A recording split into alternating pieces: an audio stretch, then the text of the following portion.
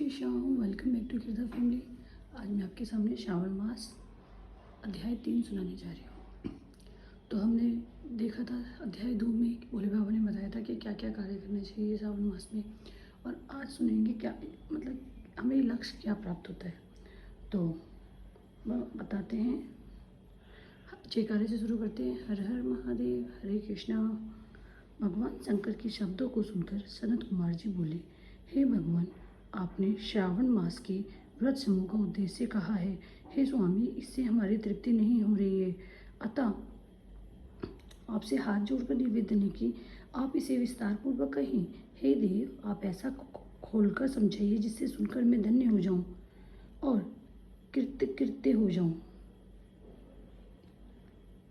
इस तरह से वो सनत कुमार जी बोलते। फिर भगवान बोले, शंकर जी बोलते, सनत कुमार की ये बात सुनकर सुरेश्वर भगवान शिव बोले, हे योगीश, जो बुद्धिमान नक्तव्रत के द्वारा श्रावण मास को व्यतीत करता है वे 12 महीनों में नक्तव्रत करने के फल का भागी होता है। नक्तव्रत में दिन की समाप्ति के पूर्व सन्यासियों के लिए एवं रात्रि में गृहस्थों के लिए भोजन का विधान है। उसमें सूर्यास्त के बाद ही 3 घड़ियों को छोड़कर नक्त भोजन का समय होता है। सूर्य के अस्त होने के पश्चात 3 घड़ी संध्या काल होता है। संध्या बेला में आहार, मिथुन, निद्रा और चौथा स्वाध्याय, इन चारों कर्मों का त्याग कर देना चाहिए। गृहस्थ और सन्यासी के भेद से 2 प्रकार के नक्त भोजन की आवश्यकता तुमसे कहता हूँ, ध्यानपूर्वक सुनिए।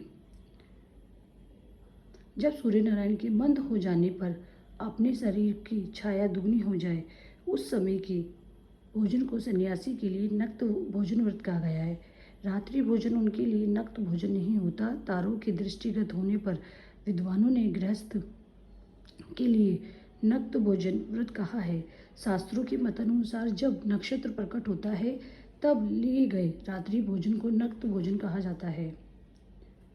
यह तो रहा गृहस्थियों के लिए। अब शास्त्रों ने कुछ सन्यासियों के लिए कहा है, उनकी अवस्था मुझसे सुनो। सन्यासियों के लिए रात्रि काल निषिद्ध हो जाने से दिन के अष्टम भाग में भोजन का विधान है। गृहस्थ को चाहिए कि वह विधि पूर्वक भोजन करे, वे विधि पूर्वक रात्रि में नक्त भोजन करे, और सन्यासी, विधवा तथा विधुर पुरुष सूर्यास्त के पहले भोजन करे। विधुर व्यक्ति यदि पुत्रवान हो तो तब उसे भी रात्रि में ही नक्त व्रत करना चाहिए। अनाश्रमी हो, आश्रमी हो, पत्नी रहित हो अथवा पुत्रवान हो, उन्हें रात्रि में नक्त व्रत करना चाहिए। इस प्रकार बुद्धिमान मनुष्य को अपने अधिकार के अनुसार नक्त व्रत करना चाहिए। इस मास में नक्त व्रत करने वाला व्यक्ति परम गति प्राप्त करता है।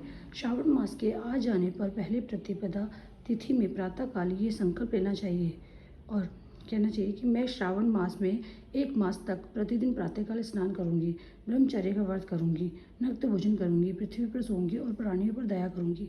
हे देव, इस व्रत को प्रारंभ करने पर यदि मैं मर जाऊं तो जगतपति उसकी कृपा से मेरा व्रत पूर्ण हो। इस प्रकार मास के आरंभ में संकल्प करने बुद्धिमान व्यक्ति को श्रावण मास में प्रतिदिन नक्त व्रत करना चाहिए। इस प्रकार नक्त व्रत करने वाला मुझे अत्यंत प्रिय होता है।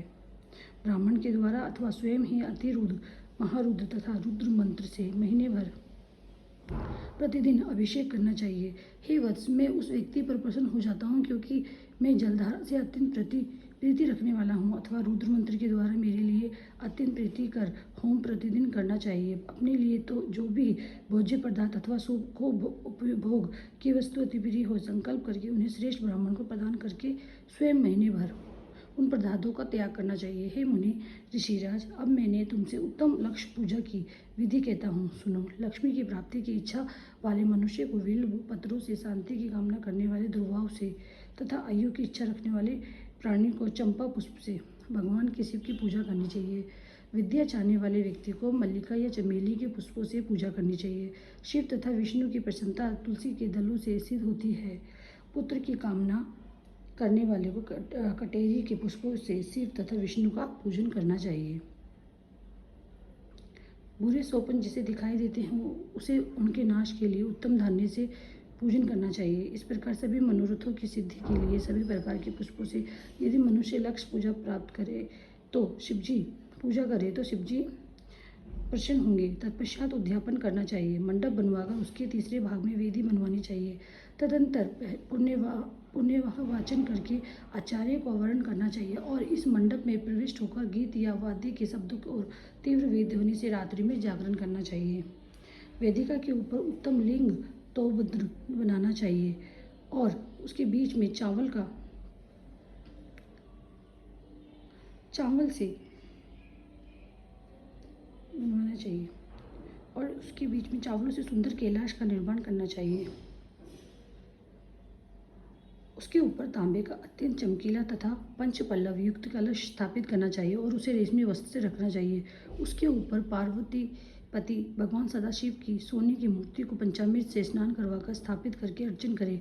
तत्पश्चात धूप दीप तथा नैवेद्य से उस प्रतिमा की पूजा करनी चाहिए और गीत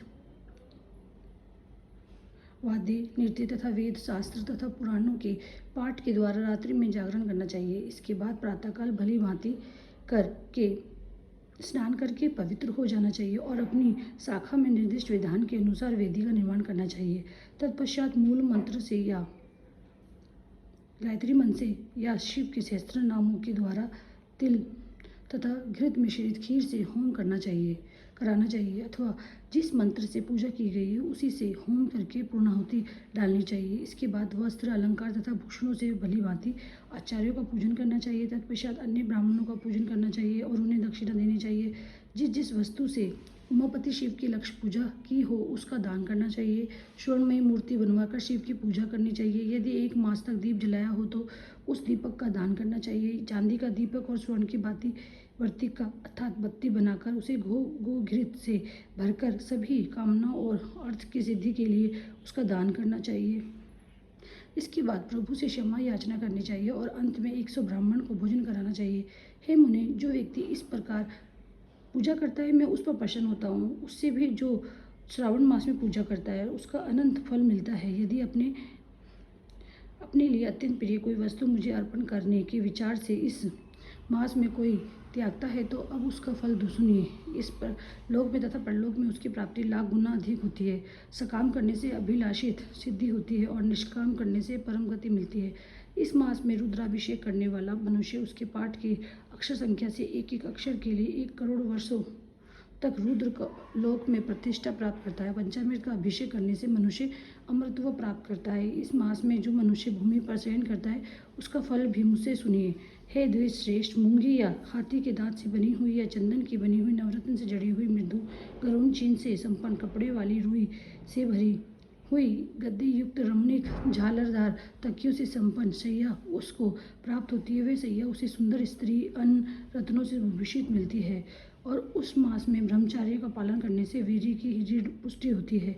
ओज बल, शरीर की दृढ़ता और जो भी धर्म के विषय में उपकार होते हैं वे सब उसे प्राप्त हो जाता है। निष्काम ब्रह्मचार्य व्रती को साक्षात ब्रह्म प्राप्ति होती है और सकाम को स्वर्ग तथा सुंदर देवांगनाओं की प्राप्ति होती है। इस मास में दिन रात अथवा केवल दिन में अथवा भोजन के समय मौन व्रत धारण करने वाला भी महान वक्ता हो जाता है। व्रत के अंत में घंटा और पुस्तक का दान करना चाहिए। मौन व्रत में महात्म्य में मनुष्य सभी शास्त्रों में कुशल तथा वेद वेदांग में पारंगत हो जाता है तथा बुद्धि में बृहस्पति के समान हो जाता है। मौन धारण करने वाले का किसी से कलह नहीं होता अतः मौन व्रत अत्यंत उत्कृष्ट है। इस प्रकार से स्कंद पुराण के अंतर्गत ईश्वर सनत कुमार संवाद में श्रावण मास महात्म्य में नक्त व्रत, लक्ष्य पूजा, भूमि शयन, मौन आदि व्रत कथन नामक 3रा अध्याय संपूर्ण हुआ। बोलो हर हर महादेव। आप लोगों पे महादेव की कृपा है, ठाकुर जी की, इसीलिए मुझ पे भी है तभी मैं आपको सुना पा रही हूँ और आप सुन पा रहे हैं। इसलिए छोटी छोटी पूजा जो आपसे नियम हो सकते हैं वो तो लेना ही चाहिए हमें। इसी तरह से बोलो हर हर महादेव, हरि में हर, हर में हरि।